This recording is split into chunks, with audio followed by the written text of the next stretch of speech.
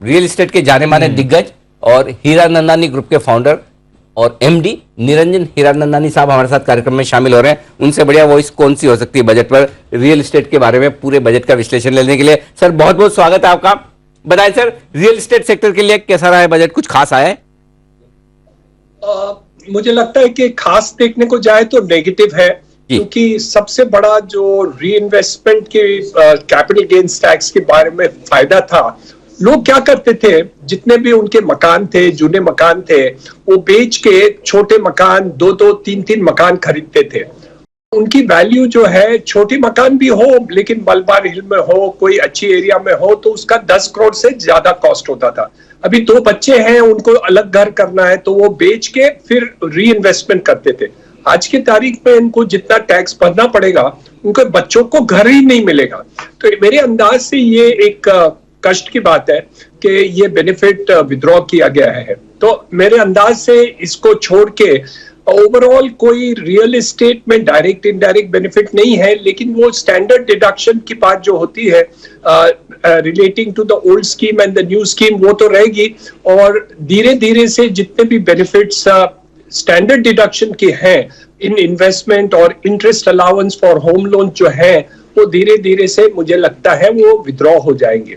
तो ओवरऑल देखा जाए तो रियल एस्टेट के ऊपर उस तरफ से नहीं बेनिफिट हुआ, लेकिन बेनिफिट कहां हुआ कि जो इंफ्रास्ट्रक्चर इन्वेस्टमेंट आज की तारीख में किया है और 30% इंक्रीज किया है, वो ओवरऑल देखा जाए तो रियल एस्टेट के लिए बेहतरीन है। अगले साल में 2022 में देखें तो 15 से 20% ग्रोथ रियल एस्टेट के लिए इसलिए हुआ है कि इंफ्रास्ट्रक्चर हर शहर में बढ़ते जा रहे हैं। मुंबई जैसे शहर में 300 किलोमीटर के मेट्रो बन रहे हैं, रोड्स बन रहे हैं, क्रॉस हार्बर ब्रिज बन रहा है, मेट्रो रोड और कोस्टल रोड बन रहा है। तो ओवरऑल देखा जाए तो इंफ्रास्ट्रक्चर की बढ़ोतरी के कारण रियल एस्टेट की बेनिफिट तो रहेगी, लेकिन इंडिविजुअली जो बेनिफिट है उसमें कोई परिवर्तन नहीं लाए।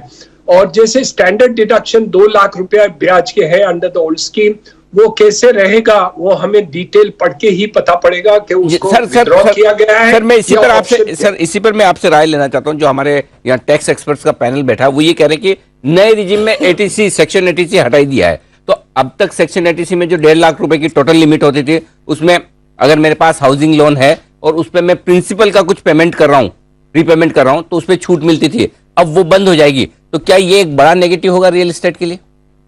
जरूर होगा, क्योंकि जो मिडिल क्लास के लोग हैं वो हर पैसे को कैलकुलेट करते हैं।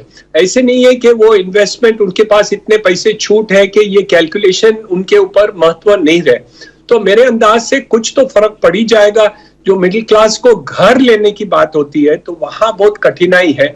द बिगेस्ट इन्वेस्टमेंट किसी का भी होता है तो वो घर होता है। तो मेरे अंदाज से वो जो स्टैंडर्ड डिडक्शन विड्रॉ कर रहे हैं, वो हाउसिंग में एक अलग ही प्रोविजन देने की आवश्यकता है। तो सर इस बार फॉर अ चेंज ऐसा लग रहा है कि या तो आपने बात बड़ी स्ट्रांगली रखी नहीं वित्त मंत्री के सामने, या वित्त मंत्री जी ने सोचा कि 2 साल से बहुत बढ़िया चल रहा है सेक्टर, अभी आपको सपोर्ट की ज्यादा जरूरत है नहीं। नहीं, सेक्टर की बात नहीं होती है। सेक्टर की बात होती है for the purposes of real estate developers. और टैक्सेशन की जो बात ये होती है वो इंडिविजुअल घर खरीदते हैं। आप देखिए 20% ज्यादा लोग घर खरीदे हैं, तो वो बेनिफिट जो देखा जाए तो वो महत्व की बात ज्यादा रहती है। जो प्राइस इंक्रीज के कारण जो बढ़ रहा है वो 10%, तो जैसे 15-20% जो बढ़ोतरी हुई है ओवरऑल सेल्स में, वो ऑलमोस्ट 10 to 12% इन्फ्लेशन के कारण हुआ है। तो मेरे अंदाज से बेनिफिट सिर्फ 5% ज्यादा लोगों को है।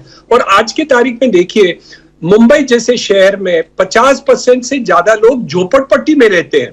इसलिए घरों को आपको देना, रोटी कपड़ा मकान की आप जब बात करते हैं तो लोगों को छत देने की एक कमिटमेंट सरकार की रही है।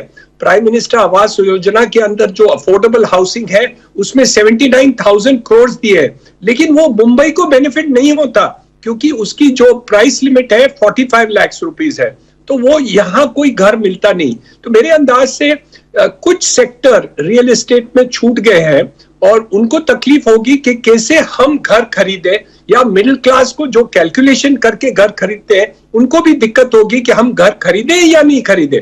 प्रॉब्लम ये नहीं होता कि छोटी घर हो, थोड़ा बड़ा हो, 1 बेडरूम हो, 2 बेडरूम नहीं हो, वो बात नहीं होती है, लेकिन घर को बेघर न हो, ये एक बहुत बड़ी प्रॉब्लम होती है। और ये एक समस्या मिडिल क्लास के ऊपर बहुत एक तकलीफ की बात रहती है। तो सर ये बताइए, फिर जो रियल एस्टेट में पिछले 2 सालों से मोमेंटम आया है, अच्छा सेक्टर में भी लोगों का घर खरीदने का मन भी इसलिए होता है, एक तरफ से आपको घर मिल रहा है, सस्ते ब्याज पर मिल रहा है, ठीक है, और रेडी पोजीशन में मिल रहा है, और साथ ही आपको छूट भी मिल रही है इनकम टैक्स में, तो आप हिम्मत कर लेते हैं कि महंगे घर है फिर भी ले लें चलो।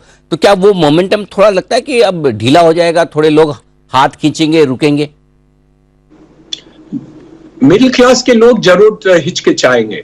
जो हायर क्लास पे थे, जहां हम प्रीमियर सेक्टर है, वहां तो बढ़ोतरी वैसे ही हो रही है, उनको ये कैलकुलेशन की जरूरत नहीं होती।